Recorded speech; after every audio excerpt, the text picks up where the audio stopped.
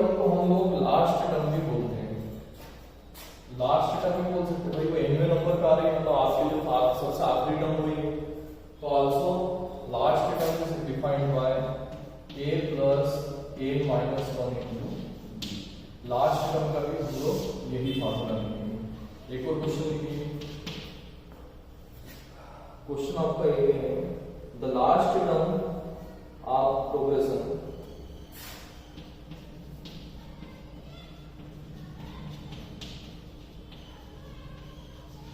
Last term of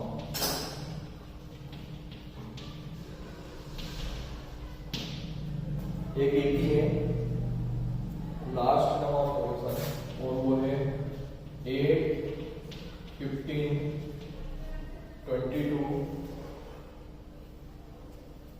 ये सही चल रही है इज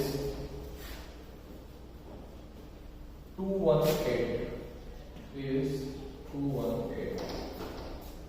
ये एक प्रोग्रेशन है जिसका लास्ट टर्म जो है वो 218 है।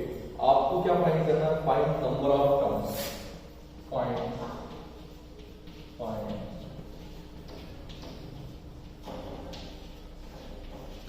The number of terms. आपको ये पता लगाना है कि इस एपी में कुल कितने नंबर है। ठीक है, ये 218 कोई इसका फोर्थ नंबर नहीं है, ये इसका लास्ट है। या कहने का मतलब समझो कि पहले कोई नंबर 8 है, इसके बाद वो नंबर 15 हुआ, फिर वो नंबर 22 हुआ, तो 218 कितने टर्म के बाद होगा? ठीक है, कितनी टर्म में वो 218 हुआ? चलिए सबसे पहले देखते हैं ए कितना है। यहाँ पर ए है 8 मतलब फर्स्ट टर्म। इसके बाद आपको चेक करना है डी का मतलब होता है कॉमन डिफरेंस। कॉमन डिफरेंस मतलब जो पूरे प्रोग्रेशन में एक जैसा चले। यहाँ देखिए 8 है और यहाँ पर लिखा हुआ है 15 है, मतलब जो गैप है वो 7 का गैप है। आप आगे भी चेक कर लो, ये आगे भी गैप 7 का होना चाहिए। 15 है और 22 है, 15 प्लस 7 22, इसका मतलब गैप 7 का ही है, इसलिए कॉमन डिफरेंस को आपने 7 लिखा है। मैं आपको बार बार बता रहा हूँ, ये गलती नहीं हो जाए। कई बच्चे केवल इन दो नंबर्स में गैप को देखते हैं और आगे नहीं देखते। सपोज करो कि मैंने यहाँ 22 की जगह 25 लिखा होगा और आपने आदत ऐसी बना ली कि T2 माइनस T1 को कॉमन डिफरेंस बोलना है, तो उस केस में आप तो D7 लिखते थे, लेकिन ये एक ही नहीं होती, तो वो गलती हो जाती है आपको। तो यहाँ देखिए first term 8 equal to 8, common difference D equals to 7। अब यहाँ पर लास्ट टर्म आपको गिवन है L इक्वल्स टू 218। सबसे आखिरी नंबर जो यहाँ पर L है वो 218 यहाँ पर दिया हुआ है। ठीक है, आपको पता लगाना है। अब यहाँ पर A, D और L, A, D और L यहाँ पर तीनों नोन है। हमारे फार्मूले में टोटल अननोन चीजें होती है 4, 1 2 3 4। 4 चीजों में से 3 नोन है, तो आप एक को आसानी से निकाल सकते हैं। Now we apply the formula A equals to A plus A minus 1 into D. A equal to A plus A minus 1 into D. ये वाला फार्मूला हम लोग अप्लाई करेंगे। तो यहाँ देखिए ये कितना आया? ये आया 218 इक्वल टू A मतलब हुआ 8 plus A minus 1 into D. D कितना हुआ? डी यहाँ हुआ 7। ठीक है, और देखिए कैसे सॉल्व करना है। इसको इधर लेके आ जाए तो 218 minus 8 equals to 7a minus 7। तो ये कितना हुआ? 218 माइनस 8 देन 210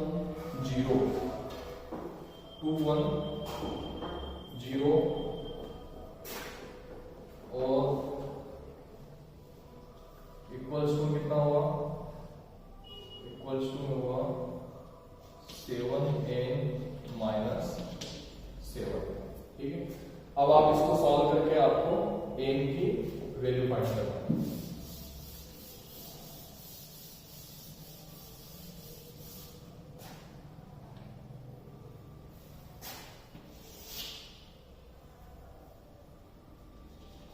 तो 210 plus 7 is equals to 7n। तो ये हुआ 217 इक्वल्स टू 7n। ठीक है, अब इसको यहां से आपकी जो n की वैल्यू है वो है 217 और अपॉन 7। ठीक है, तो ये जो रिजल्ट है ये कितना आ जाएगा, ये रिजल्ट आ जाएगा 31। तो n की जो वैल्यू है 31 है। मतलब आप इस तरह के नंबर्स को 31 तक ले जाएंगे तब जाके जो इसका रिजल्ट है वो 218 आएगा। 31 इसका आंसर होगा।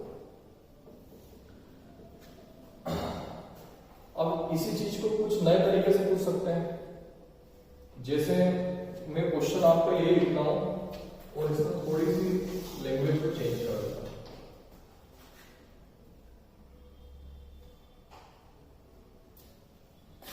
क्वेश्चन में बनाया हूं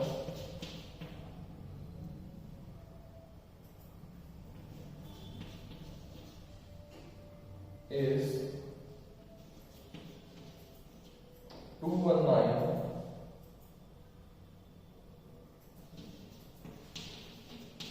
a term of 8, 15, 22 so and so। अब देखिए क्वेश्चन में थोड़ी सी मैंने चेंजेस किया है। वहां 218 था, अब मैंने 219 ले लिया। अब आपको एक बात तो समझ में आ रही होगी कि 218 इस सीक्वेंस का 31 नंबर की टर्म थी।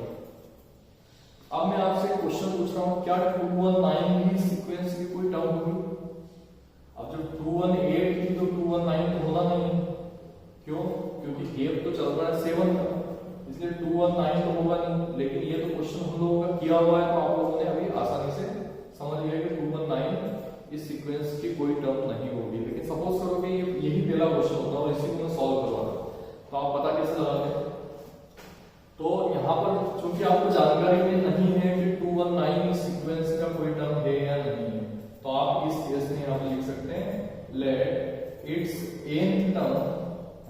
सपोज कर लेंगे इसकी nth टर्म, इसकी nth टर्म 219 है ना। अभी लास्ट टर्म लिखी थी वो nth टर्म बोलते थे, इसकी nth टर्म 219। ये हम लोग एज्यूम करके चलते हैं। हम लोग ये मान के चलते हैं 219 इसकी nth टर्म है, मतलब कि आप अपन देखते हैं कि कौन से नंबर की टर्म है ना, तो n की वैल्यू निकालना है कुछ मिलाकर।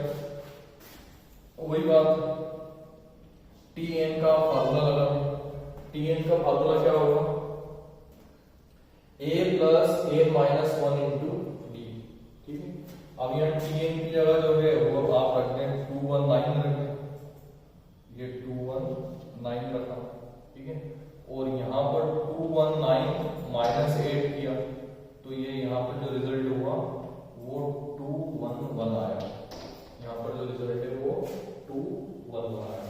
बाकी सब ऐसे ही चलेगा। इस माइनस 7 को इधर आया तो ये आया 211 plus 7 is equals to 7n। ठीक है, तो ये जो रिजल्ट है क्या आ जाएगा 218 और ये हुआ 218 अपॉन 7। अब आप देखते हैं कि जैसे हम लोग डिवाइड करते हैं, ठीक है, तो 31 टाइम्स तो ये जो रिजल्ट है ये डिवाइड होता है, लेकिन फिर जो है वो डिवाइड होना बंद हो जाएगा। तो कुल मिला के ये रिजल्ट है इंटीजर नहीं आ रहा है। 218/7 इज नॉट इंटीजर।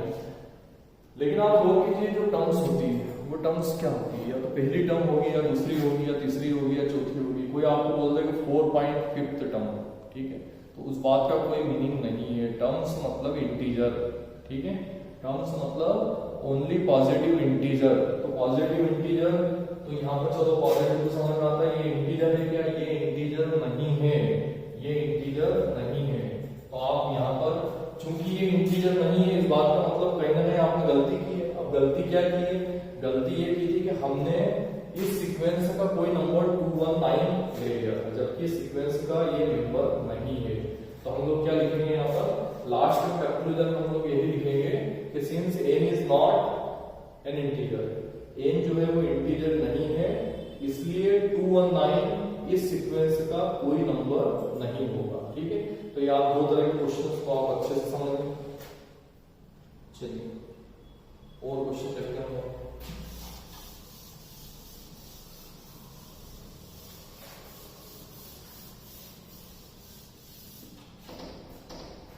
कई बार एक कंफ्यूजिंग क्वेश्चन होता है, उस क्वेश्चन को सॉल्व करने के लिए मैं आपको कुछ नंबर्स इधर से लिख देता हूँ।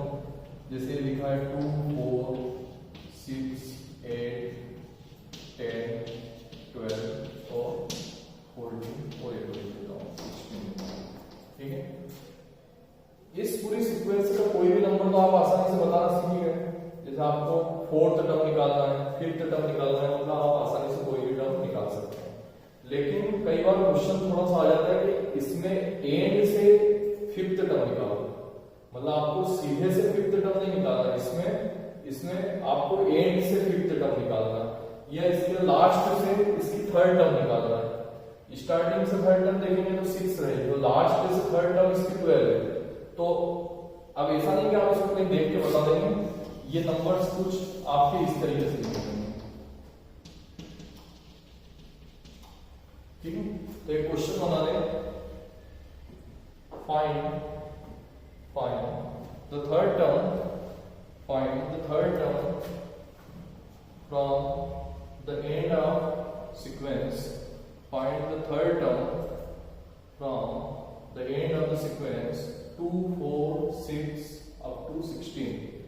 मतलब इसके एंड से, मतलब इसके लास्ट से, थर्ड टर्म फ्रॉम लास्ट, ऐसा भी हो सकता है कि इसके लास्ट से आपको इसकी तीसरे नंबर की टर्म को फाइंड करना है, लास्ट से मतलब उल्टे से फाइंड करना है।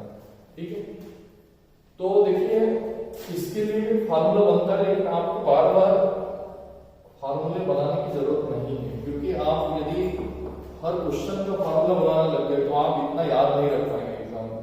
तो इसलिए हमेशा ध्यान रखें किसी भी क्वेश्चन का फार्मूला ना होना है। ठीक है, आपने थ्योरी पढ़ी हुई है, आपने क्वेश्चन, आपने जो मेन फार्मूला जो बनाना था बना दिया। अब हर क्वेश्चन के लिए नया फार्मूला आपको बनाने की आवश्यकता नहीं है, आपके पास जो फार्मूला है उसी का उपयोग करते हुए इस क्वेश्चन को सॉल्व करना है। ठीक है, आपको थर्ड टर्म निकालना है, लेकिन इसके एंड से निकालना है। तो एक काम करते हैं, पूरी सीक्वेंस को ही हम लोग उलट देते हैं। यदि पूरी सीक्वेंस का ऑर्डर है हम लोगों ने चेंज कर दिया, लास्ट टर्म को पहले लिख दिया है ना, तो क्या होगा कि आपको थर्ड टर्म एंड से निकालने के बजाय इसको हमने उल्टा कर दिया, तो आपको थर्ड टर्म अब स्टार्टिंग से निकालना होगा। तो जब भी कोई उल्टे वाला क्वेश्चन आ जाए तो इसको ऐसा लिख देना, here we will find the third term of sequence 16, इसको उल्टा कर दो। आप ऐसा लिख सकते हैं ना, reverse in the sequence we get 16, 6, 4, 2, इस पूरे सीक्वेंस को उल्टा कर दिया। ठीक है, now we will find the third term from it. अब हम लोग इसकी थर्ड टर्म स्टार्टिंग से फाइंड करेंगे। देखिए वो एंड वाला रोल खत्म हो गया, एंड वाला रोल खत्म कहां से हो गया कि जो सीक्वेंस दिया हमने उसी को पलट दिया। अब उसी को पलट दिया मतलब अब आपको उल्टे से नहीं देखना, आपको आप सीधे से जो देखते आए हैं उसी से निकाले। तो आपका बस ये क्वेश्चन मैंने बदल दिया है ना, थर्ड टर्म फ्रॉम एंड यदि पूछे वो, तो यदि आपने सीक्वेंस को उल्टा कर दिया तो आपका क्वेश्चन वही बन गया कि आप आपको इसको सीधे से इसकी थर्ड टर्म निकाल ले तो ऑटोमेटिकली वो उल्टे से थर्ड टर्म हो जाएगी। सीक्वेंस को हमने रिवर्स कर दिया। अब यहाँ देखिए, अब ये सबसे बड़ी जो समस्या आती है वो डी निकालने की। ये तो समझ में आ ही जाएगा, ये आपका जो है वो है 16 है। ठीक है, ये आपका 16 है। अब यहाँ पर आपको थर्ड टर्म निकालना है फ्रॉम एंड, तो उसको हमने पलट लिया, अब डी निकालना है। ये डी कहां से लाए बताओ, डी मतलब डिफरेंस। अब डिफरेंस में यहाँ तो भी नेक्स्ट नंबर दिख नहीं रहा, तो डिफरेंस अभी आसानी से दिखेगा, तो कोई बात नहीं, आप सीक्वेंस को आगे इधर की तरफ से देखेंगे। देखिए 6 से 6 के बाद 4 आया, 4 के बाद में 2 आया, इसका मतलब 2 कम हो रहा है ना, 2 कम हो रहा है, इसका मतलब जो डी है वो डी की जो वैल्यू है वो है आपकी -2 है। आप अपने ओरिजिनल क्वेश्चन में देखेंगे तो डी की वैल्यू 2 थी, लेकिन चूंकि हमने इसको रिवर्स कर दिया है इसलिए डी की वैल्यू 2 ना होकर डी की वैल्यू -2 हो गई। अब चूंकि आपने इसको रिवर्स कर दिया और आपको टर्म तो थर्ड ही निकालना, तो यहाँ पर क्या होगा, a = 3, we have to find its third term। ठीक है, अब आप फार्मूला अप्लाई करें। फार्मूला क्या होगा, Tn = a plus a minus 1 into D, है ना। आपको थर्ड टर्म फाइंड करना है। देन t3 ये आया 16 प्लस 3 माइनस 1 और d जो है वो होगा आपका -2। तो ये 16 plus 2 into -2, then 16 minus 4, then 12। ये आपने थर्ड टर्म निकाल दी है उल्टे वाले की ना। तो यहां पर जो है आपसे क्या पूछा था, थर्ड टर्म फ्रॉम ए। तो अब अपने काम करते हैं, इसकी ओरिजिनल सीक्वेंस को हम लोग फिर से जो लेटर्स हमने मिस किए थे उनको फिर से लिख देते हैं। 6 8 10 12 14 और 16। अब आप इसको प्रैक्टिकली समझिए। आपको थर्ड टर्म निकालना था एंड से। तो ये देखिए, ये एंड से पहली टर्म थी, ये एंड से दूसरी टर्म थी, और ये एंड से ये थर्ड टर्म। मतलब आपका जो आंसर है वो आपका आंसर आया 12। तो कोई भी एंड वाले क्वेश्चन में सीक्वेंस को आप पहले पलट दें और फिर आप बिगिनिंग से इसकी थर्ड टर्म निकाल दें, तो वो अपने आप उस क्वेश्चन में अरेंज हो जाएगा। ठीक है। तो देखिए, आज हमने इस टॉपिक का आपको पूरा बेसिक इंट्रोडक्शन दिया है, सब किया है। अब आपको केवल बुक में से इस तरह के क्वेश्चंस की पहले प्रैक्टिस करना है। ठीक है। इस टॉपिक को हम लोग अब तभी आगे बढ़ा पाएंगे, तब आप पहले फर्स्ट डे आप इसकी पहले प्रैक्टिस कर लें। इसके जैसे क्वेश्चंस को और बुक में से देख के सॉल्व करें, और पूरा बेसिक कॉन्सेप्ट मैंने आपको बता दिया है। ठीक है। आप इतना करें, फिर हम लोग नेक्स्ट लेक्चर में इसको कंटिन्यू करें।